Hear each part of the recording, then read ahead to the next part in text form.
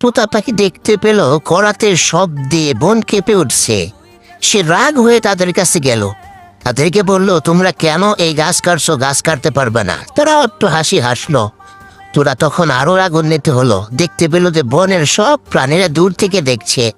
সে বলে, তোমাদের কোনো চিন্তা নাই, এই গাছটাকে আমি বাঁচাবো, তোমাদের আশ্রয়স্থলকে আমি বাঁচাবো।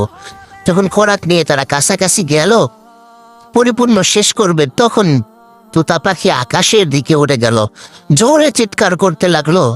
লক্ষ লক্ষ তোতা পাখি সেখানে চলে আসলো।